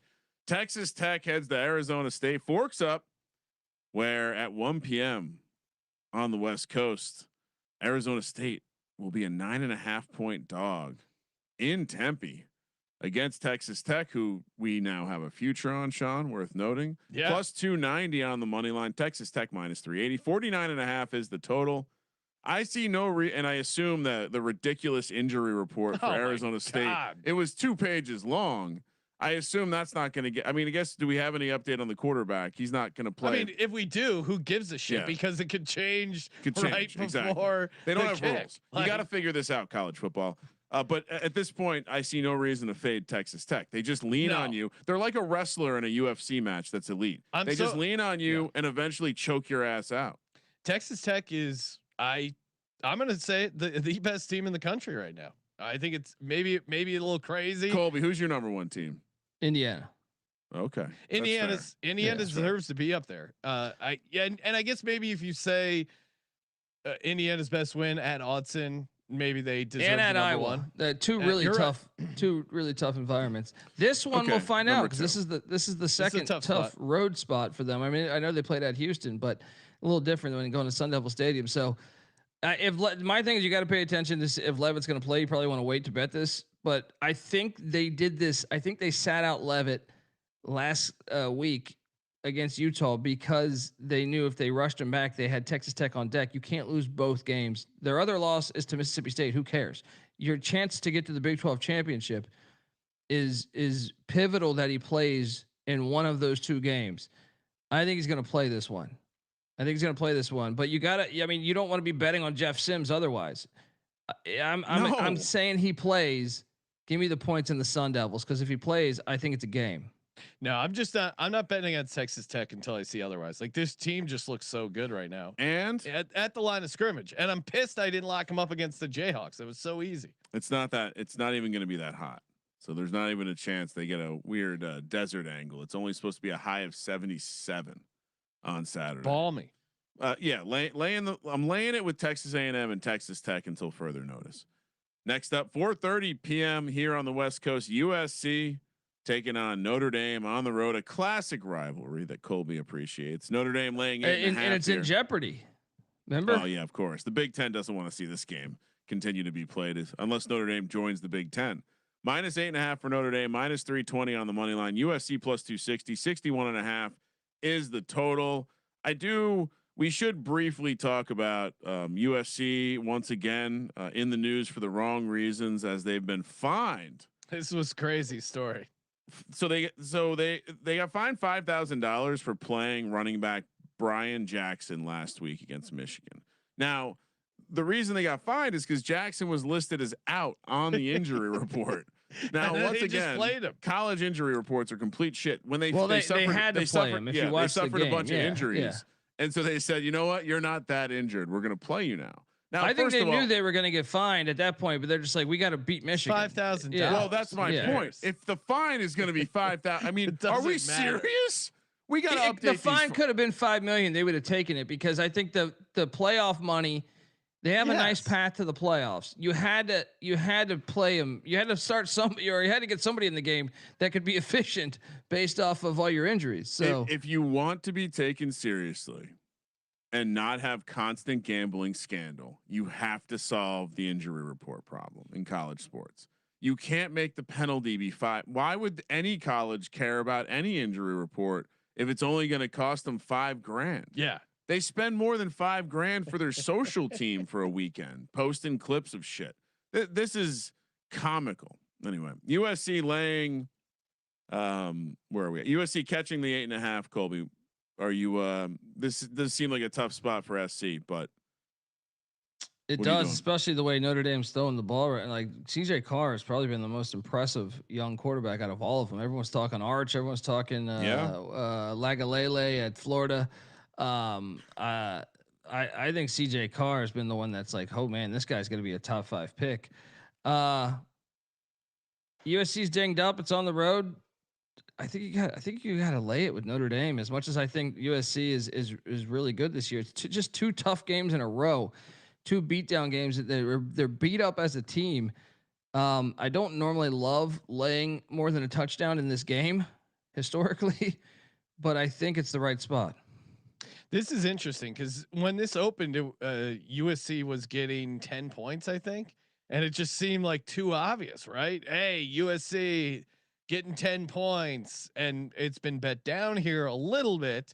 I do think the fact that this is a late kickoff does seem to help them. I mean, they were even bitching about having to play that early game against Illinois after having to play the late game against Michigan State. Of course, no one cares because USC was part of the reason. But I mean, yeah, no shit. You're playing these games in the Eastern time zone. You asked for it. I actually think this opened at 8.5 and it's been bet up to Circa has a 10 right now. DraftKings and FanDuel are at 8.5. Oh, okay. So we're not using the Circa number. It moved while we've been doing the show. Okay. So the trying to get some extra points on your pick. Yeah. But kind of surprising to see Circa be this far off market with most places. To the chat's point too. I think they're calling for rain and wind and. Does that help USC? No, they run the air raid. So I mean, I'm joking. Someone's gonna write. TNT. No, but it might. I mean, it might help them because if Notre Dame's looking to get a big cover and neither team can throw the ball. That's true. That is true. You can make a case. I'll go Notre Dame though. The fact that it was, I don't know. This is a little. It feels a little scary. And USC's coming off a win. And I'm looking at this weather. I think the you like USC here, Ryan? Make the case. It's tough. A huge number. Yeah. SC is a good. I mean, they're a little bit banged up, fair, but this is a big number. And Notre Dame's defense hasn't been that good. So I fully expect. Give me USC. I'm Benedicting it. I expect them to be able to score some points. Give me USC plus 8.5. Shout out to the billionaire that said if USC cancels the Notre Dame series, he will leave them out of his will that he currently has. I like that. But that is so. This is one of those times where I don't quite understand. That's what Colby's going to do if he gets $1 billion. Just make demands on college football. George Mason will have a football team. Yeah. You want to sell the best product. Why are you like getting rid of the stuff that people like the most? Which is like this is a great, and it's LA, like TV market, whatever. Well, Lincoln Riley is saying his conference schedule is too tough in the time zones within the. It's like, well, you didn't have to join the fucking Big Ten, but you were pivotal point on. But to that point, this is a later game, so I think that this is 4:30 Pacific time. So I think that doesn't hurt them. Like Notre Dame probably should have played this game at noon, honestly. Yeah. TV kind probably, of or nighttime. I think anytime you can get the night home game, it's just it's a better product for the television audience. Tennessee, I guess it's night-ish. Tennessee heads to Tuscaloosa, where the Vols are 9.5-point dogs against Alabama. I've been completely off on Alabama all season. Alabama -320 here. Tennessee +260. 58.5 is the total. I mean, I don't really know any distractions with Saban potentially being on the Penn State shortlist. Does that affect the handicap here? No, if anything, like I think we load up on Bama. I know it's their fourth hard game in 4 weeks, but Arkansas had 500 yards of offense at Tennessee last week. I think Tennessee's kind of like I think they've kind of dressed up their schedule a little bit or their record a little bit. I think this is where Alabama can expose them. So I like laying that number. I think it's one of the better plays on the board. Yeah, Colby's been all over this Alabama team. And yeah, they've certainly looked good. That was a nice win against Missouri. If you got it late, you got the 3.5, you got the cover there. But this was tough because I don't know how much of that Tennessee game was a look ahead to this Arkansas. And that's fair. That's fair. Were they looking past Arkansas a little bit? They were kind of always in control of that game. How much do you ding them for that? Their defense, but Alabama at home. Is Alabama good? I think so. Yeah. I mean, Ty Simpson's. I would say Ty Simpson going to win the Heisman on the road at Missouri. He made a bunch of high level plays. So yeah, he's a beast. But I as someone that took Bama to win the Natty, I'm a little nervous about that run defense is going to catch him at some point. They got to fix that. They got to continue to fix that because the run defense. I don't know. Someone's got to hit me with the last team that won a national championship with the run defense that bad.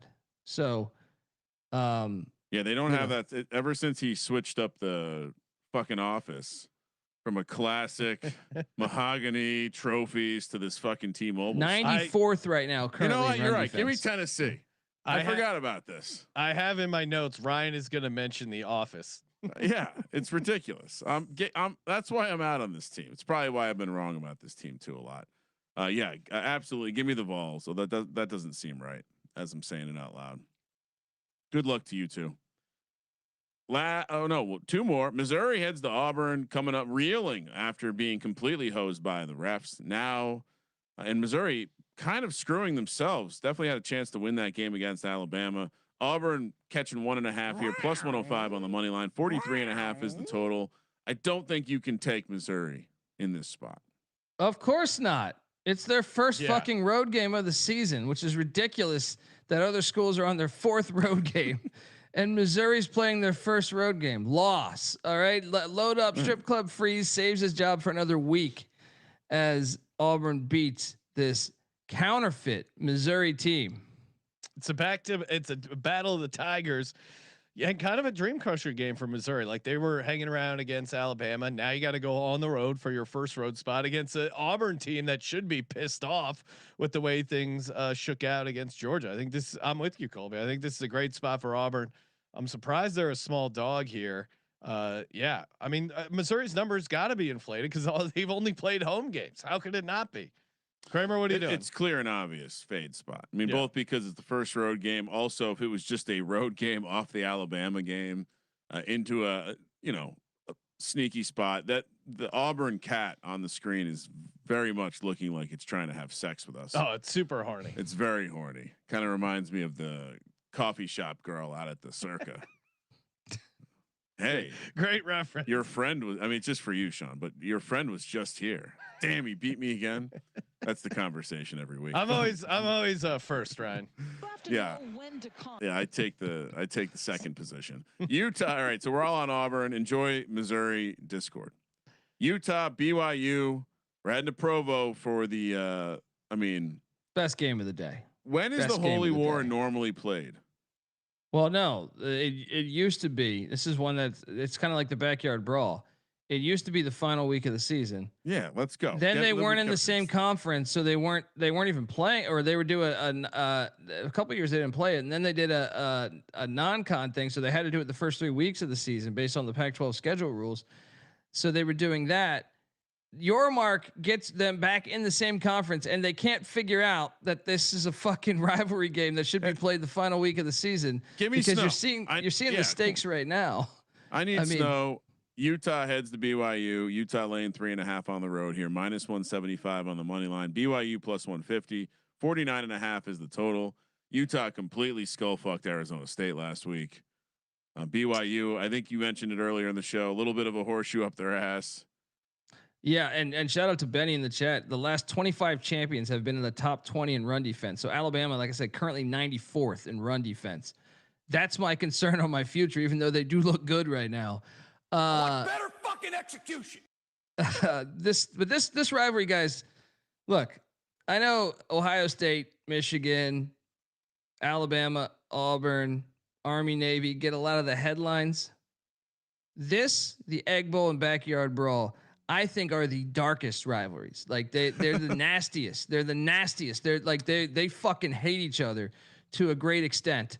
1896 was when it was first played in April 6, 1896.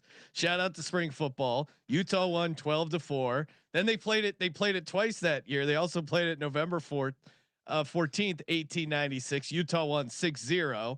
Then BYA, as they were called back then. Oh, they played it a third time in 1896. They got a revenge, 8-6, then 14-0, 22-0. And then 5-0. They had some hilarious scores. Well, you guys, the message boards are golden for this rivalry. So I don't know if there's any validity to it, but there's a lot of message boards that say a Utah girl is the one that had sex with Retzlaff on purpose. They went public to get Retzlaff out of BYU, which is fucking. I hope it's true. I hope it's true. Honey, take one for the team. Yeah. I mean, but the only problem is BYU's undefeated with the freshman Bear Bachmeier. This game was a dog. This game was bonkers last year. BYU won 22-21 in Salt Lake City. Utah obviously had no Cam Rising. So I'm going to play the revenge angle. Utah goes in there. I like laying the 3.5 with the Utes. A little terrified of the hook there. I would prefer if we could get 3. But I think they're better than BYU. They get it by 6. Give me a 30-24 final. Yeah, BYU also coming off a overtime game. I mean, BYU had to empty the tank to beat Arizona. I mean, Fafita and the crew had him up against the ropes in Tucson. I feel like that was kind of draining. Where Utah was kind of in cruise control for most of that second half. I'm with you. I like the revenge. Normally I go home dog in a rivalry game, but I think the revenge angle, BYU's won the last 2 of these. I think Utah wins and covers. Give me Utes laying the 3.5. Kramer? I would say that if you do dive into the message boards about the Retzlaff situation, there are some things that would make you believe. So it was not someone who was attending the university or someone that lived in Provo. It also apparently was filed. The lawsuit was filed in the same county as the University of Utah. And then there's also a decent amount of, and again, this is per Reddit sources, decent amount of chatter about the fact that Provo is pretty good at hiding this kind of stuff normally. So surprised to see it get out. And that may be tied to the fact that it was filed in a non-Provo court. So it does sound like Utah may have deployed a spy to take down. Please. I mean, there's a great book. I forget the name of it, man. For the love of the game. There's a great book I read on this rivalry. I'm drawing a blank on the name of it, but it probably came out in the 90s or the early 2000s. I highly recommend this. And there's an Egg Bowl book too. Those two, I mean, they fucking really, really, really hate each other, and it's beautiful. I mean, I'm surprised both of you are laying the points here. I'll take the points. I see Holy the case. War. I see Points the case at for home. BYU. Nothing else to think about. And if they have evidence that that Utah was behind this, look, I recently visited the Utah campus. Very nice, spending a lot of money. I imagine they could figure out a way to make something like this happen and then disappear. The fans are speaking, Kramer. I know the more questions than and I like that we're slowly leaking it out. We're getting people volunteering to work for the show. We're getting a good topic list growing. So yeah, it's great. Stay tuned. Of course, we are doing our lock, dog, and tease brought to you by mybookie.ag. Promo code SGPN. Kramer, what are you laughing at? Laughing at the Latter-day Saints comment that was just on the screen. Shout out to the chat. What was the comment for audio listeners, Ryan? Bible of the Latter-day Saints is the book called. Yeah, I believe that's right. Story checks out. Yeah, they cover all 130 matchups between BYU and Utah right there in the books. It's mostly chapter 1, verse 1. It's 1896 in April. We have a football game against these pussies from Utah. We're gonna play 2 more times too. All right. Should I go first? I've never gone first. All right, I feel like first. Either you or Colby go first. And maybe college has been bullshit so far, so you go first. I've had some bad, some weird outcomes. We are hanging alive in the college football contest, which is nice. So first lock, love Auburn +1.5. Great spot there. I'm going to just keep riding this Texas Tech team. Give me Texas Tech -9.5. They're just an awesome team to watch. The line, the trench play is just incredible. Love them. Great spot there. For my final lock, Vandy is tempting. It's just them being a favorite there is slightly scary. That's the only thing that's probably getting me off them. Do like Arkansas, but I'll go Minnesota 8.5. They do have a launch. I'll go Georgia Tech. I think Georgia Tech. Good situation spot here. I do not believe in Duke's defense. So yeah, give me Georgia Tech +1.5, Texas Tech -9.5, and for my dog, give me South Carolina, the Cox on the money line +180. For my tease, give me Alabama down to 3.5. Feels very doable there for Alabama. Give me Clemson down to 3.5, and last but not least. Very frisky, Sean. What's a frisky tease? Oh, it's a lot of missing some key numbers, including some key numbers. Give me UNLV +17.5. Oh, there you go. That's a key number. Colby, why don't you go next? All right, we will lock Alabama minus okay. the points. This just got big. Let's go to let's just do the locks first. Second lock, Boise minus the points. Get this UNLV shit out of here. Third lock, let's go to. Let's go to. That's a good question. There's 3. Let's go. Auburn. Auburn +1.5. Dog, what do you got? The dog. What can I get my clients the most value at here? Minnesota money line. Oh, I do like that one as well. Minnesota +260 on the money line. I will be playing that at Circa. What's your tease? Yeah, the tease. Let's go to bring Bama down to 3.5. Great minds think alike over here. Yep. Let's bring. Let's go. Clemson down to 3.5. Yep. Let's go. What is the third leg here? Let's go. Let's bring Georgia Tech up to 7.5. Okay, Kramer, what do you got? Wow, Colby going normal tease there for a little bit. It's a lot. All right. I mean, I was kind of thinking I was going to fade all the coaches being distracted by the coaching search situation. So that would mean we go, let's start by locking up Texas A&M. I said I'm going to keep locking that up until it fails me. You guys are just attracted to Bobby and his off-field activities. Big Suey. I also I kind of like the South Carolina get up spot too, but let's skip that. Give me Minnesota plus the points as the next lock because Matt Rule's distracted. Like that. Give me the Georgia Tech because Manny Diaz is distracted. Like that. What's your money line dog, Ryan? Give me. Is Michigan really any good? Give me Washington. What's that? Plus 180 on the money line. Plus 180. We got it. Plus 175. 175. Tease. Boise State down to 5.5. Okay. Let's bring Texas Tech down to 3.5. And Holy War, you're giving me 9.5 points in the Holy War and a tease. Give me that.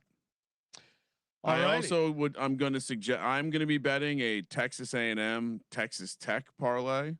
Just a little Texas parlay there. If they played, who would you take in that game? Texas Tech.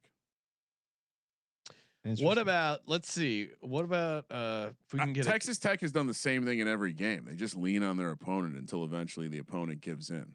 So until I see an opponent not give in, I'm on Texas Tech. What about a Washington South Carolina money line parlay? Can I interest anyone in that? I'm in there. Let's go. Colby? Let's go. Washington South Carolina money line parlay. That should be a nice juicy one. What about the contest? I'll go first, keeping the locks going. Auburn plus 1.5 for the contest. Colby, what's your first contest play? Let's take. I mean, I think Bama's the play here. You might even be able to get a better number by then too. So let's go. Alabama minus 9.5. Kramer. Minnesota plus 8.5. I do like that. Second pick for me. Give me. I mean, Texas Tech has just been a machine. Texas Tech minus 9.5. Colby, what do you like for your second pick for the contest? Boise minus the points. Boise State fading the Rebs. Boise State minus 11.5. Kramer. Georgia Tech plus 1.5. Okay. So we each got 2 picks in. Now we got a consensus play. Let's see. Consensus play that we all like. Clemson, SC plus 5.5. Vandy, Washington.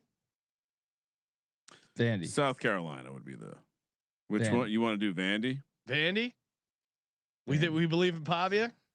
Vandy. I could go either way. Kramer, you cool with Vandy? I mean, I've been relative dog shit. Although I was undefeated last week. I was 1-0-1 in the contest picks. I just keep going 1-1. I feel like, and then some sort of boning happens. Let me say that again. I didn't get any of my contest picks wrong. Oh well, good, week. Ryan. Putting the team on your back. All right, so we got Auburn plus 1.5, Alabama minus 9.5, Minnesota plus 8.5, Texas Tech minus 9.5, Boise State minus 11.5, Georgia Tech plus 1.5, and Vandy laying the 2.5. Thank you everyone for tuning in, and shout out to the Hockey Gambling Podcast. Hockey is back. Check those guys out wherever you get your podcasts. Shout out to Ryan and Joel. Do a great job of picking some hockey. If you're looking for extra action, the NHL is on facing off. I was going to say tipping off, but that's basketball. Also right around the corner, NBA Gambling Podcast. Check out Colby and the college experience, football and basketball. They're already doing some conference previews. I saw that. That's pretty wild. When does basketball start, Colby? November 3rd. So right around the corner. Yeah. Get ready there. RIP Sister Jean, and smash in honor of Sister Jean. Give us 5 stars on Spotify. Yeah. She would appreciate that. Answering all our questions and comments over on Spotify. And while you're there, toss us a nice little 5-star review. And of course, as always, thank you for participating in the Sports Gambling Podcast. For Sports Gambling Podcast, I'm Sean, second the money green. He's Ryan. Likes for Sister Jean. I like that. Kramer, let it ride. I want better fucking execution.